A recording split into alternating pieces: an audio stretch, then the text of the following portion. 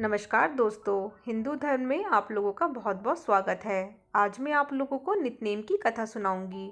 दो माँ बेटी थी। माँ रोजाना नितनेम की कहानी कहा करती थी। उसकी बेटी ने कहा, माँ मैं नितनेम की कहानी कहूंगी। माँ ने कहा, बेटी तेरी कहानी ससुराल में कौन सुनेगा। उसने जिद की और नितनेम की कहानी कहने लगी।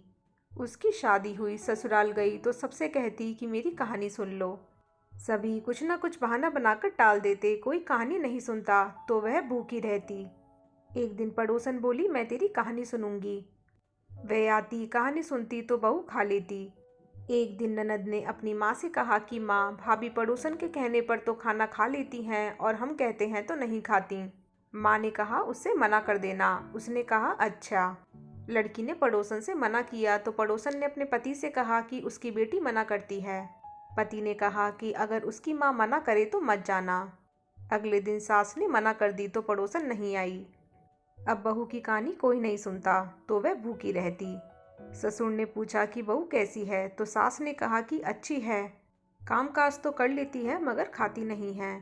ससुर ने कहा कि बड़े घर की बेटी है, काम करने से थक जाती होगी, इससे काम मत कराया करो, लेकिन वह फिर भी नहीं खाती। धर्मराज का आसन डोल उठा कि इस नगरी में ऐसा कौन है जो भोजन नहीं करता, उसे बुलाओ।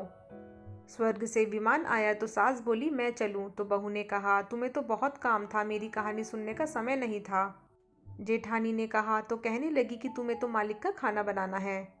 ननद ने कहा तो कहने लगी, तुम्हें तो गुड्डे गुड़ियों से खेलने से फुर्सत ही नहीं थी। पड़ोसन बोली कि मैं चलूं, तो बोली कि हाँ चलो, तुमने ही मेरी नितनेम की कहानी सुनी। वह अपने मालिक के पास गई। मालिक बोला कि तू तो बड़ी भाग्यवान है जो जीते जी जा रही है, वरना मर कर तो सभी जाते हैं। इसलिए वह भी चली गई। इसी तरह आस पड़ोस का सुख दुख सुनते सुनाते मिलजुल कर रहना चाहिए। तो दोस्तों, अगर आप लोगों को मेरा ये वीडियो थोड़ा सा भी हेल्पफुल लगा हो तो इसे लाइक और शेयर करना ना भूलिएगा और मेरे चैनल को सब्सक्राइब ज़रूर कीजिएगा। धन्यवाद।